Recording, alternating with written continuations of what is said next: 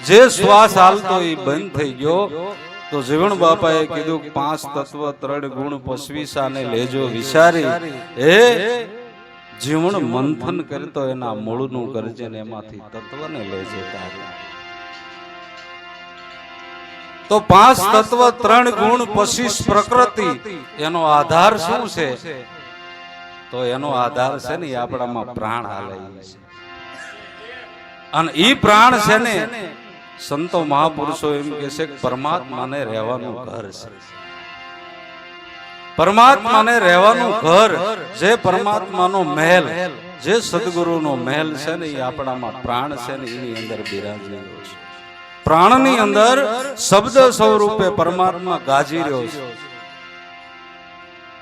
પણ ઈ શબ્દની ઝાંખી કોઈ સંત મહાપુરુષ કરાવે ને કે તારા ઘટમાં પીવું બિરાજે જો અંતરપટ ખોલી હૃદયમાં વસ્તુ છે અણમોલી. હૃદયમાં કેમ કીધી?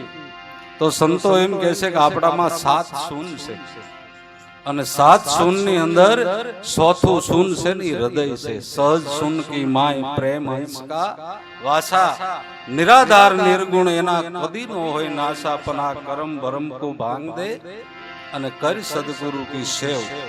શાન સમજી લે સદગુરુની તો કે અવર નથી દૂજો, દેવ ગુરુ ગમે ખોજો અહો ઘટમાં. તો સહજ શૂન એટલે સંતો મહાપુરુષો એમ કહે છે કે આપણામાં પ્રાણ હાલે ને એ સહજ ચોથું શૂન છે. તો દાદાશ્રી આયા એમ કહે છે કે સદગુરુને વિનંતી કર્યું તો કયા આધારે કરું? કે વિનંતી કરું પ્રાણ આધાર. નકર આ સમયની અંદર જો આ પ્રવૃત્તિમય યુગ હાલે છે અને આ પ્રવૃત્તિમય યુગની અંદર વિચાર કરો તો આપણે એમ કહીએ છીએ કે કળજુગ હાલે છે. અને આ ઘોર કળજુગની અંદર દાદા ઉગારામ એવું કહેતા કે આગળ સમય એવો આવશે તમારે સત્યને ગોતવું હોય ને તો જડશે નહીં. પણ કે મેં તમને નામ પરખાયું છે, નામના નેડે રહેજો, કળજુગ તમને પરસે નહીં કરી. આવું ઉગારામ બાપા કહેતા. તો આયા દાદાશ્રી એવું કહે છે કે વિનંતી કરું પ્રાણ આધાર, લાય ઘરો ઘર લાગી રહી, કલ્પના વધી ગઈ અપાર. કે કઈ લાય? કે માયા મેળવવાની લાય. દરેક વ્યક્તિના મનમાં એમ છે આપણો પુત્ર કઈ કમાય અને પૈસા કમાય. અને દરેક માતા પિતાને સિદ્ધાંત એવો હોય કદાચ લાવો લૂંટ કરીને 5-10 હજાર ઘરે લાવે ને તો માતા પિતાને ઈ ગમશે પણ ભક્તિ કરે નહીં ગમે. કે અમારે આ છોકરો નોકરી મળે માસ્તરની પણ એના પગાર સિવાય બીજી કોઈ વસ્તુ અડે નહીં. આવો પણ અમારે આ નાનો બજારમાં નીકળતો હોય ને તો એની હાક વાગતી હોય અને હાજે 10,000 રૂપિયા લઈને આવે. માવતરને આ ગમે પણ આનો ભોગવટો કેવડો છે એ ખબર છે. ચિત્રગુપ્તનો ચોપડો આપણે જોયો નથી અને ચિત્રગુપ્તનો ચોપડો એવો ભયંકર છે કે સંતો મહાપુરુષો એમ કહે છે કે એક જીવ પાછળ હિમાલય પર્વત ટૂંકો પડે ને એવો ચિત્રગુપ્તનો ચોપડો છે. અને આપણા આંગણામાં પશુ બાંધ્યા હોય એ આપણને ખબર છે કે એને નિરણ નાખો ત્યારે ખાય છે. અને એ હબતાનો દેહ છે અને મનુષ્ય દેહ છે ને એ મોક્ષનું બારું મળ્યું. મોક્ષ માટે આ મનુષ્ય દેહ આપણને પ્રાપ્ત થયો છે. અને સંતો મહાપુરુષો કુંભારાણાના આખ્યાનમાં દાદાશ્રીએ કીધું છે કે મોક્ષ ન મેળવ્યો હોય તો શું થાય? કુંભારાણાએ પૂછ્યું કવિરાજને તો કે સાંભળવું છે? તો કે હા. કે શું થાય? કે તમે રાજા નામનું પૂતળું થઈ અને હાથીની અંબાડી ઉપર બેહો છો પણ એક દિન આ સમયે હાથી છે ને એ રાજા થશે અને તમારી માથે બેસે ત્યારે એમાંથી છુટકારો થશે અને ઘોડાને ઇનામ લેવા માટે તમે એટલો કુદાવો છો પણ એક દી સમય એવો આવશે કે તમારે ઘોડો થવો પડશે અને ઘોડો માણા થશે ત્યારે તમારી ઉપર બેસે ને ત્યારે છુટકારો થશે. બજાર વસાળે કૂતરું બેઠું છે અને વગર વાકે એને ખોટે તમે મારી પણ એક દિન આ સમયે તમારે માણસ કૂતરું થવું પડશે અને કૂતરું માણા થશે ત્યારે છુટકારો થશે. કે આ કર્મનો બદલો દેવો જ પડે. એટલે કે ન્યા કોઈ આપણા હગાવાલાનું ઘર નથી, કુદરતના ઘરે મોળો સિરાય છે. કદાચ અહીંયા આપણે ગુનો કર્યો હોય અને આ સરકારની કોર્ટની અંદર કઈક આપણે ઓળખાણને લાગવાગ હોય તો એમાંથી આપણે છૂટી જવી, પણ કુદરતની કોર્ટમાંથી કોઈ છૂટે એવો નથી. અને કુદરતની કોર્ટમાંથી છૂટવું હોય તો સંત અને મહાપુરુષનું ચરણ સ્વીકારવું પડે, તો કુદરતની કોર્ટમાંથી છૂટી શકાય. અને આ કર્મના એવા ને એવા ખડકલા મોટા કરી નાખ્યા હોય તો આપણા સામે ઇતિહાસ પડ્યા છે. જેસલ જાડેજાએ કેટલા કર્મ કર્યા, સતી તોરલ જેવા એને સંતનો ભેટો થયો તો ઈના ઈ જન્મે ઉગારો કરી દીધો ને. તો ઈ પરમાત્મા, ઈ સદગુરુ આપણા પ્રાણની અંદર બિરાજે છે. એટલે દાદા કહે છે કે વિનંતી કરું પ્રાણ આધાર, લાય ઘરો ઘર લાગી રહી, કલ્પના વધી ગઈ અપાર. અને દરેક ઘરની અંદર જોવો તો મત વિરોધ બધાના જુદા જુદા. આ છનો પ્રકાર છે કે આ બધો માયા. ભજન કરવું ભૂલી ગયો અને સમર્યા નહીં સર્જના. ભજન કરવાની સ્થિતિ ભૂલાઈ ગઈ. સંતો મહાપુરુષો કહે છે કે આપણા વડવા હતા, પહેલા એવો નીતિ નિયમ હતો કે સાંજ સવાર ભગવાનની આરતી પૂજન કરવું, બાળકોને હારે બેહારી અને ઈ સંસ્કાર આપવા કે કાયમની માટે ભગવાનનું ભજન કોઈ દી ભૂલતા નહીં. ઘરે આરતી પૂજન કરી, જેને આપણે માનતા હોય એની આરતી પૂજન કરી અને પછી આપણે જે હાંજની વાળું કરવી, આવો નીતિ નિયમ હતો. પણ સંતો મહાપુરુષો કે આ બધી વસ્તુ ભૂલાઈ ગઈ. કા કે આપણો જીવ માયામાં વળગી ગયો, માયાનો પછારો થઈ ગયો. તો એવા સંત મહાપુરુષ આપણને મળે જેના ઉપર આપણને વિશ્વાસ બે. અને વિશ્વાસ બેહારવા માટે સંતો એમ કહે છે કે પહેલા આપણે પારખ બનવું પડે. પારખ બન્યા જ્યાં સુધી આપણામાં પારખ દ્રષ્ટિ નો આવે ત્યાં સુધી સંતો પરખાય નહીં. સત્સંગ કરી લે, સંત ઓળખી લે તો ભટકાર મટી જાય. સંતો યુગે યુગમાં દર્શાય. કોઈ યુગ એવો નથી કે આ પૃથ્વીની અંદર સંતો ન હોય. કોઈને પૂછવી કે આપણે કોઈ સંત મહાપુરુષના ચરણે જાવી કે ભાઈ આ હળાહળ કળજુગમાં ક્યાંય સંત હોય જ નહીં. કે સંત આગળ થઈ ગયા કે નહીં, કોઈ જીવની જાત જઈ નથી. સંતનું શું કાંઈ સંત આ પૃથ્વી ઉપર ન થાય. અને સંત જ્યારે આ પૃથ્વી ઉપર નહીં હોય ને ત્યારે એમ માનજો કે આ પૃથ્વી ને આ ભય સંત નો હોત સંસાર में तो जल जात ब्रह्मांड, ज्ञान केरी लहर से ठारत ठामो. સંત વગર આ પૃથ્વી ચાલે નહીં. અને સંત છે ને એ આભના ટેકા છે, આભના થાંભલા કયો ને, ધર્મને ટકાવવા વાળા. ધન્ય ધન્ય સંતોને જેને સત્ય સાચવ્યું, જેને દિલડે ભ્રાતી નહીં લગાર. ધન્ય ધન્ય સંતો જેને સત્યને સાચવ્યું. આદિ ઉદે આપણે સત્યની ઓળખાણ કોને કરાવી કે સંતો. જે કથાઓ છે દાદા રામદેવની, રામદેવ રામાયણ તમે સાંભળો કે રામકથા સાંભળો કે દેવી ભાગવત પુરાણ સાંભળો, તો આ બધા લખ્યા કોને? સંતોએ લખ્યા કે બીજા કોઈ? ઈ સત્યને સંતોએ હાંસવી રાખ્યું.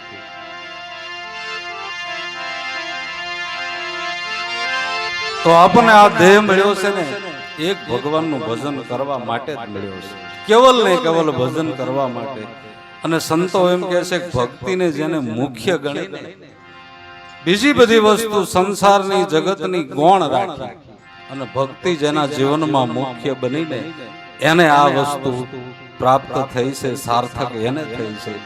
એટલે આ સંત મહાપુરુષ દાદા જયંતિરામ બાબા શું કહે છે?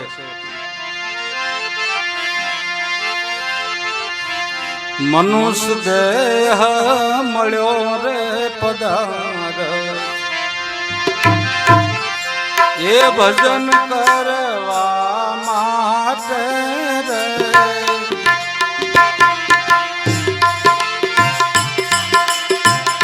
મનુષ્ય દેહ મળ્યો રે પધાર, ભજન કરવા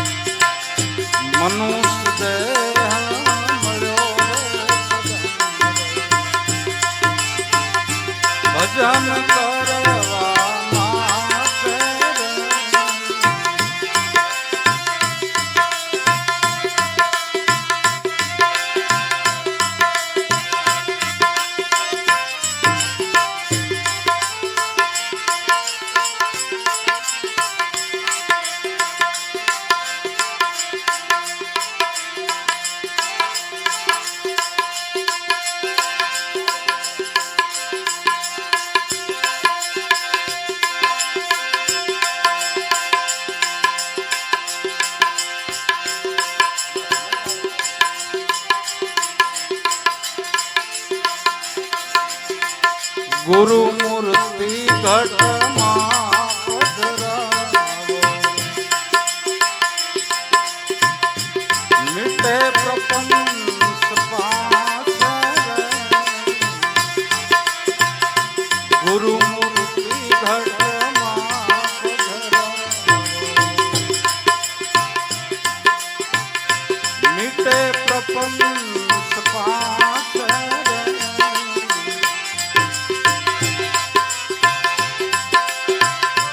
મહામંત્ર નિત્ય ઉચ્ચારો, મહામંત્ર નિત્ય ઉચ્ચારો, હરદમ શ્વાસો શ્વાસ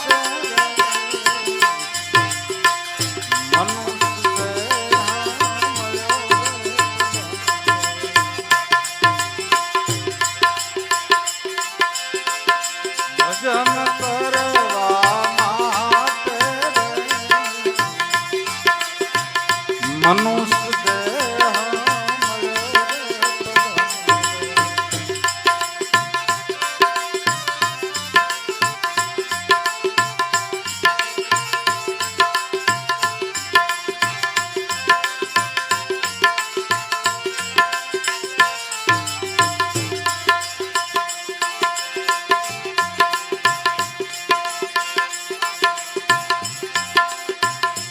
આ દેહ તો ક્ષણભંગુ છે, વણસતા નહીં લાગે વાર રે, આ દેહ તો ક્ષણભંગુ છે, વણસતા નહીં લાગે વાર રે,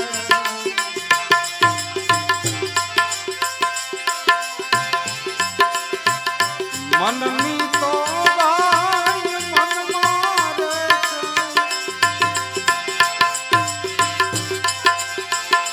મનની તો ગાય મન મારે છે, પછી પસ્તાવો થાશે, મનુષ્ય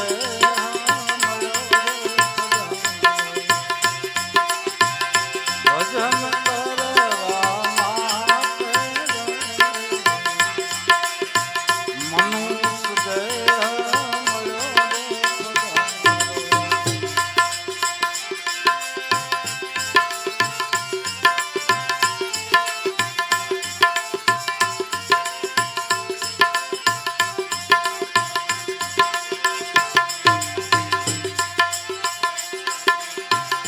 સત ભજનની હાસી કમાણી, ભવો ભવ આવે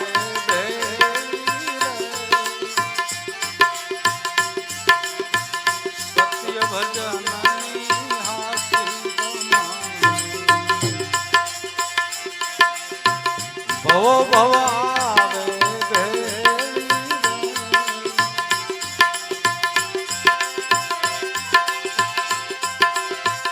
ધનની પોટલી પડી રહેવાની, ધનની પોટલી પડી રહેવાની, પાપની રહેશે માથે રે,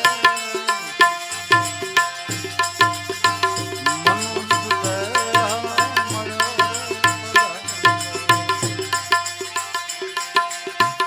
ભજન કરવા માટે.